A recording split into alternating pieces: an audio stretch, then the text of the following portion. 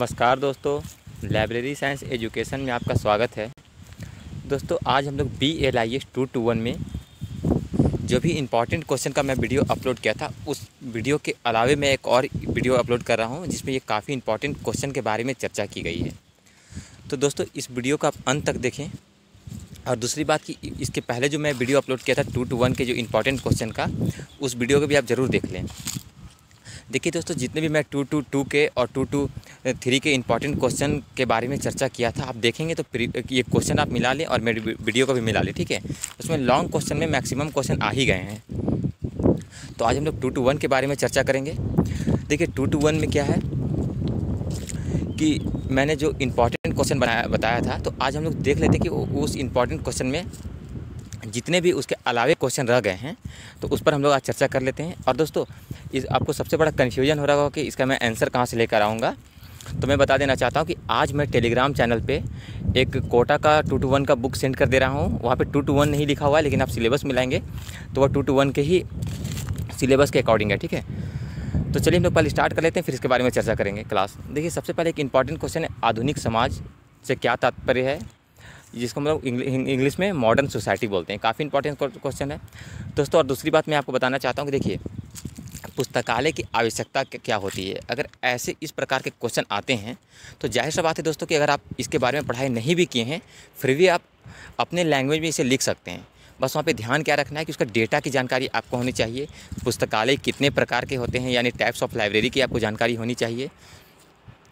तो मैं आज यहाँ पे जितने भी बात चर्चा करूँगा तो मैं आपको कॉन्सेप्ट दे दूँगा, ठीक है, ताकि अगर इन केस आप एग्ज़ाम में भूल भी जाते हैं या बाय मिस्टेक अगर आप नहीं भी पढ़ के जाते हैं तो वहाँ पे आप लिख ज़रूर सकते हैं। तो इस वीडियो को आप पूरा देखेंगे। चलिए हम लोग स्टार्ट करते हैं एक एक करके। देखिए आधुनिक समाज होता क्या है। देखिए वर्तमान समय के साथ साथ रहने वाले समूह को आधुनिक समाज कहते हैं, ठीक है। इसकी विशेषता क्या होती है, उन्नत उद्योग एवं प्रौद्योगिकी यानी advance industry and technology. Second में क्या है, शहरीकरण। थर्ड में क्या है, उच्च जनसंख्या का दबाव। थर्ड में क्या है, उप सामाजिक संस्थान। और फिफ्थ में क्या है, रोजगार के अवसर यानी जॉब अपॉर्चुनिटीज।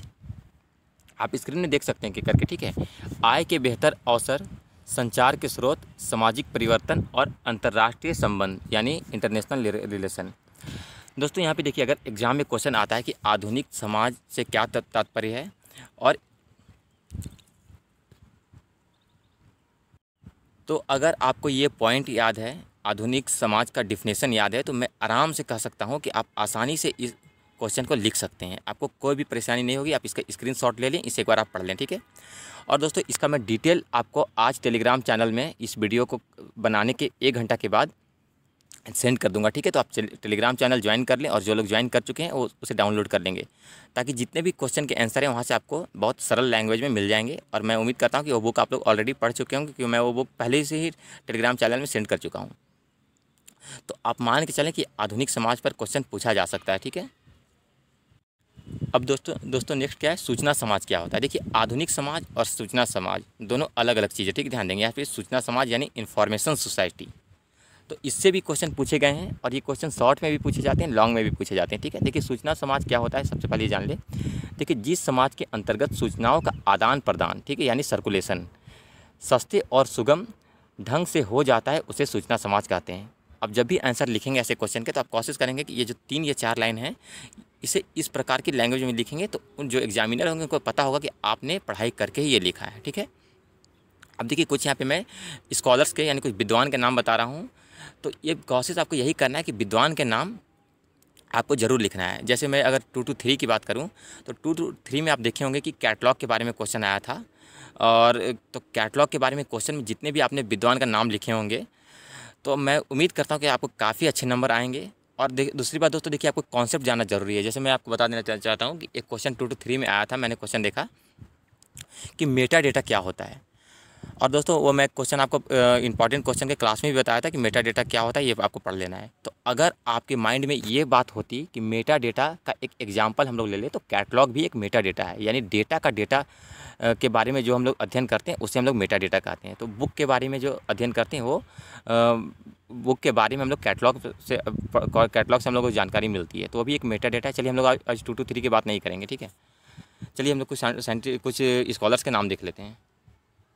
देखिए ब्रांसकॉम, ठीक है, यानी 1986 के अनुसार यह एक ऐसा समाज है जिसमें बड़ी संख्या में लोग सूचनाओं का निर्माण, एकत्रीकरण, भंडारण, प्रशासन और वितरण में संलग्न है। ठीक है, संकलन मतलब इंक्लूड कहते हैं इंग्लिश में। ठीक है, अब देखिए मैनफ्रेड कोचेन यानी 1987 में ये डिफिनेशन दिए थे। इनके अनुसार इन्होंने क्या कहा था वो देख लेते हैं हम लोग।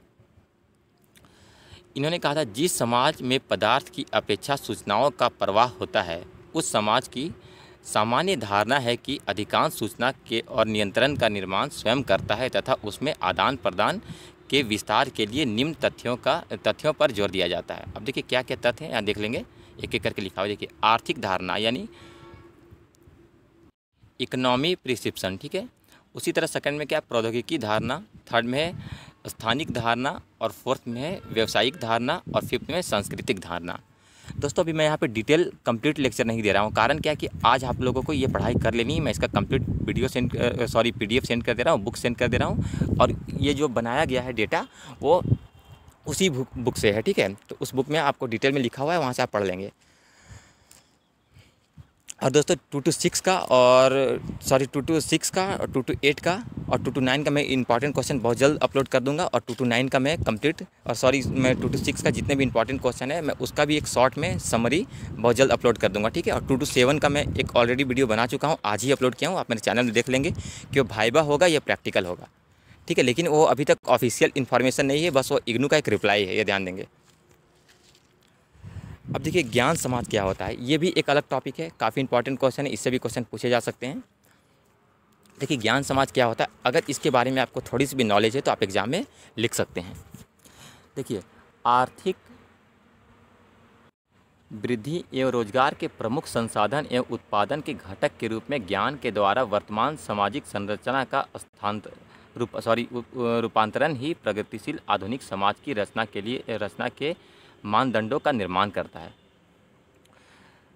तो दोस्तों ये सिर्फ एक इंट्रोडक्शन हो गया जो कि 4 लाइन का है, इसे आप बिल्कुल आसानी से पढ़ सकते हैं। हाँ, आप ये नहीं सोचेंगे कि एज इट इज़ आपको एग्जाम में लिखना है, बिल्कुल नहीं। आपको ये पता होगा कि आप हायर एजुकेशन में पढ़ाई कर रहे हैं, आप BLIs कर रहे हैं, तो आपको आंसर अपने लैंग्वेज में लिखना है, बस आपको कॉन्सेप्ट की जानकारी और डेटा की जानकारी होनी चाहिए। ठीक है, अब देखिए राष्ट्रीय पुस्तकालय क्या होता है, काफ़ी इंपॉर्टेंट क्वेश्चन है। और दोस्तों मैं टाइप्स ऑफ लाइब्रेरी के बारे में ऑलरेडी वीडियो अपलोड कर चुका हूं, और मैं वो वीडियो फिर से आज अपलोड करने वाला था, लेकिन मुझे ऐसा लगा कि अगर मैं पढ़ाया हुआ वीडियो को फिर से अपलोड कर दूंगा तो टाइम वेस्ट होगा, और मैं अभी नहीं चाहता हूँ कि ऐसी कंडीशन में आपके टाइम को वेस्ट किया जाए। तो उसे आप पढ़ लेंगे, पढ़ने में आपको ज़्यादा टाइम नहीं लगेगा। लेकिन एक छोटा सा समरी हम लोग इंट्रोडक्शन देख लेते हैं कि राष्ट्रीय पुस्तकालय यानी कि नेशनल लाइब्रेरी होता क्या है। देखिए ALA ग्लोसरी में राष्ट्रीय पुस्तकालय को परिभाषित करते हुए कहा गया है कि राष्ट्र द्वारा अनुरक्षित एक पुस्तकालय। यह परिभाषा अपूर्ण तथा दोषपूर्ण है, क्योंकि आधुनिक कल्याणकारी राज्यों में तो अनेक पुस्तकालय राष्ट्र अथवा सरकार द्वारा स्थापित तथा अनुरक्षित रहते हैं।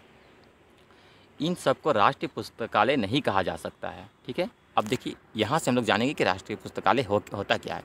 यूनेस्को, दोस्तों यूनेस्को से भी बहुत सारे क्वेश्चन आते हैं, और मैं इस पर ऑलरेडी वीडियो बना चुका हूँ। ठीक है, आप मेरे चैनल के प्लेलिस्ट में एक बार जाके 2 to 1 के जितने भी इंपॉर्टेंट क्वेश्चन मैं अपलोड किया हूँ उस क्वेश्चन के अनुसार एक एक करके आप जरूर देख लेंगे। ठीक है, देखिए यूनेस्को द्वारा सन 1958 यानी 1998 में वियना में आयोजित यूरोप में राष्ट्रीय पुस्तकालय परिषद में राष्ट्रीय पुस्तकालय के प्रतिलिप्याधिकार यानी कि कॉपीराइट, ठीक है, पक्ष पर विशेष बल दिया गया है, और राष्ट्रीय पुस्तकालय को निम्न प्रकार से परिभाषित किया गया है यानी डिफाइंड किया गया। ठीक है, चलिए हम लोग देख लेते हैं अब डिफिनेशन। वे पुस्तकालय जो अपने नाम की ओर ध्यान न देते हुए देश के प्रकाशित सब महत्वपूर्ण प्रकाशनों की प्रतियाँ, ठीक है, प्रतियाँ मतलब क्या होता है, कॉपी होता है, कॉपी कर सकते हैं। ठीक है, प्रतियाँ की प्राप्ति एवं संरक्षण के लिए उत्तरदायी तथा कानून अथवा अन्य व्यवस्था के अधीन संग्रह पुस्तकालय, यहाँ पुस्तकालय 2 बार लिखा गया है, लेकिन दोस्तों पुस्तकालय का काम करते हैं। ठीक है, वे राष्ट्रीय पुस्तकालय कहलाते हैं। थोड़ा सा यहाँ पे कुछ राइटिंग मिस्टेक हुआ होगा दोस्तों, तो चलिए उसे आप ध्यान ना देंगे, बल्कि आप उसे एक बार नोट करके उसे सुधार दें। ठीक है, तो यहाँ से दोस्तों देखिए अब जितने भी एकेडमिक लाइब्रेरी हैं, जिसमें कॉलेज लाइब्रेरी, स्कूल लाइब्रेरी और विश्वविद्यालय यानी यूनिवर्सिटी लाइब्रेरी, तो ये तीनों इंपॉर्टेंट है। मैं स्कूल लाइब्रेरी का एक हैंड राइटिंग नोट्स अपने टेलीग्राम चैनल में भेज चुका हूँ। अगर वो आपको अभी तक नहीं मिला है तो आप हमें एक बार कमेंट करके ज़रूर बताएं। और अगर आप पहले मेरे चैनल में टेलीग्राम या मीडिया में जाके वहाँ पे PDF में देख सकते हैं, ठीक है। और दोस्तों इसके बाद हम लोग एक क्वेश्चन देख लेते हैं, 5 लॉ ऑफ लाइब्रेरी साइंस यानी कि पुस्तकालय विज्ञान के 5 सूत्र। इससे क्वेश्चन ऐसा कभी नहीं हुआ आज तक कि इससे क्वेश्चन नहीं आया है। ये क्वेश्चन एग्जाम में पूछे ही जाएंगे। इसमें हो सकता है कभी शॉर्ट में भी क्वेश्चन पूछे जाते हैं, कभी लॉन्ग में भी, कभी कभी शॉर्ट और लॉन्ग दोनों में पूछे जाते हैं। आप किसी भी क्वेश्चन को देख लें, ठीक है, 2-1 के। तो इसका देखिए, इसमें आप काफ़ी आसानी से लिख सकते हैं और ये काफ़ी आसान होता है। बस आपको 5 नियम पता होने चाहिए, ठीक है। 5 नियम अगर आपको पता होगा तो मैं आपको गारंटी के साथ बता रहा हूँ कि आप 500 वर्ड में आसानी से लिख सकते हैं। तो चलिए हम लोग एक एक करके आज ऐसा देख लेते हैं कि आप कभी नहीं भूलेंगे, ठीक है।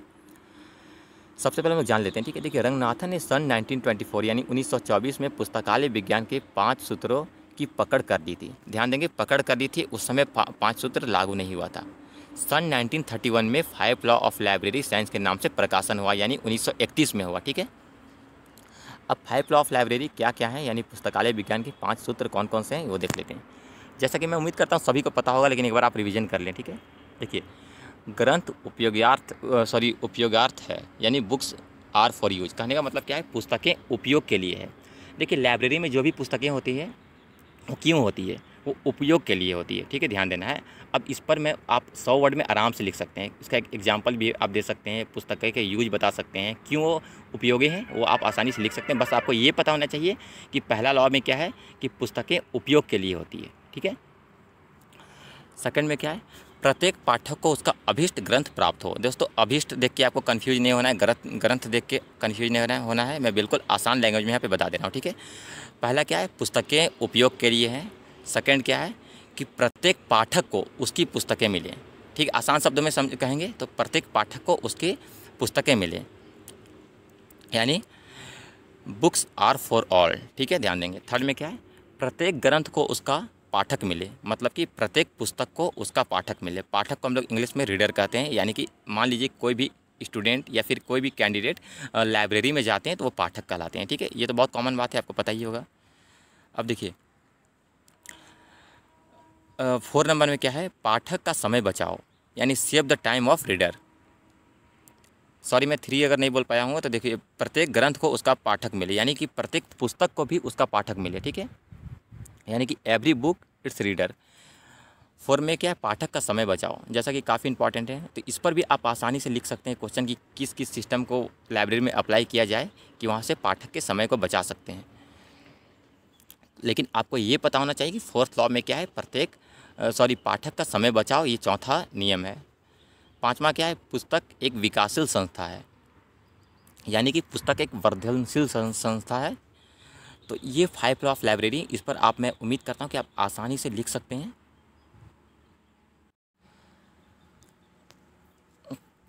लेकिन दोस्तों, ये 5 सूत्र अगर आपको, मैं उम्मीद करता हूँ कि सभी को पहले से पता होगी। अगर जो भी स्टूडेंट को पता नहीं है तो इसे आप 2-3 बार पढ़ लें, आप आसानी से याद कर लेंगे और उसके बाद आप इसे आसानी से एग्जाम में एक्सप्लेन कर सकते हैं। और मैं आपको ये गारंटी के साथ बोल रहा हूँ कि इसमें आपको क्वेश्चन बिल्कुल देखने को मिलेगा। इसके अलावा मैं आपको पहले ही ऑलरेडी 3 क्वेश्चन बता चुका, इंपॉर्टेंट क्वेश्चन 2-1 के बता चुका हूँ, लेकिन मैं फिर से एक बार रिपीट कर देता हूँ, जो कि क्वेश्चन आपको किसी भी हाल में पढ़ के ही जाना है। पहला, 5 लॉ ऑफ लाइब्रेरी साइंस, यानी पुस्तकालय विज्ञान के 5 सूत्र। टाइप्स ऑफ लाइब्रेरी, जिसमें से एक एकेडमिक लाइब्रेरी, स्पेशल लाइब्रेरी और एक पब्लिक लाइब्रेरी। तीनों का आपको डेटा का ध्यान रखना है, ठीक है। डेटा का मतलब क्या क्या वहाँ पे, जैसे ईयर याद रखना है, फिर पुस्तक जितने भी एकेडमिक लाइब्रेरी हैं उस लाइब्रेरी का बजट क्या होता है वो ध्यान रखना है। तो उसमें आपको काफ़ी अच्छे नंबर मिल जाएंगे। अगर आप बजट नहीं लिख पाते हैं तो भी आपको नंबर मिलेंगे। ऐसा नहीं है MCQ कि आपको 0 नंबर मिल जाएगा, ऐसा नहीं है, लेकिन आपको अच्छे नंबर से पास होना है। जितने भी पुस्तकालय अधिनियम है उसकी जानकारी आपको होनी चाहिए, तो पुस्तकालय अधिनियम पढ़ लेंगे। ये काफ़ी इंपॉर्टेंट क्वेश्चन है। इन्फॉर्मेशन सोसाइटी, यानी सूचना समाज से भी आप ज्ञान समाज या फिर आधुनिक समाज, ये सब कंप्लीट पढ़ाई कर लेंगे, ठीक है। और एक बार आप मेरे वीडियो को ज़रूर देख लें, जो भी मैं 2-1 पे इंपॉर्टेंट क्वेश्चन बनाया हूँ, ठीक है। और मैं बहुत जल्द अब इसके बाद जो भी वीडियो लेकर आऊँगा वो मैं 2-6 का, 2-8 का और 2-9 का इंपॉर्टेंट क्वेश्चन लेकर आऊँगा। 2-7 का इंपॉर्टेंट क्वेश्चन इसलिए नहीं होगा क्योंकि देखिए, अभी तो इग्नू के द्वारा रिप्लाई मिल चुका है, कि एग्ज़ाम कैसे होने की संभावनाएं हैं, लेकिन ये कंफर्म नहीं है। जब तक कि ऑफिशियल इन्फॉर्मेशन नहीं आ जाता है, ऑफिशियल इन्फॉर्मेशन आने के बाद मैं तुरंत उस पर वीडियो अपलोड करूँगा और उस पर हम लोग कंटिन्यू प्रैक्टिस स्टार्ट करेंगे, ठीक है। तो दोस्तों मैं आप लोगों से रिक्वेस्ट करना चाहूँगा कि इस वीडियो को अधिक से अधिक लोगों तक शेयर कर दें। नए हैं तो चैनल को सब्सक्राइब कर लें। और वीडियो बनाने में दोस्तों मुझे काफ़ी मेहनत लगती है, मैं काफ़ी